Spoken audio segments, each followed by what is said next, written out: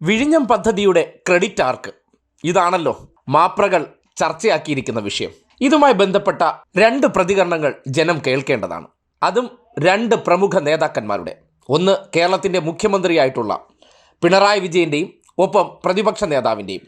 ഒരു പദ്ധതി യാഥാർത്ഥ്യമാക്കിയ സർക്കാർ എന്നുള്ള നിലയ്ക്ക് മുഖ്യമന്ത്രി പറഞ്ഞ വാചകവും ഒരു പ്രതിപക്ഷ നേതാവ് എന്നുള്ള നിലയ്ക്ക് ആ പദ്ധതിയെ സംബന്ധിച്ചുള്ള അവകാശവാദവുമായി ഉന്നയിക്കുന്ന ചില ക്രെഡിറ്റ് അടി വാചകങ്ങളുണ്ട്.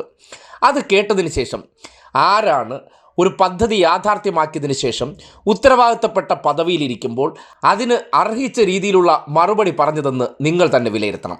അപ്പോൾ സതീശന് വിഴിഞ്ഞം പദ്ധതി യാഥാർത്ഥ്യമാകുമ്പോൾ അത് ഒരു തെരഞ്ഞെടുപ്പ് വർഷത്തിലേക്ക് കടക്കുന്ന സന്ദർഭത്തിൽ ജനം അത് കണ്ട് സർക്കാരിന് വോട്ട് ചെയ്യുമോ എന്ന ആവലാതിയിലും വെപ്രാളത്തിലും പറയുന്ന ആ ക്രെഡിറ്റ് അടി വാചകമാണ് പുണ്യാളം മുഖ്യമന്ത്രിയാണ് യാഥാർത്ഥ്യമാക്കിയത്, ഈ സർക്കാരിന് അതിലൊരു പങ്കുമില്ലെന്നാണ് അദ്ദേഹത്തിൻ്റെ അവകാശവാദം.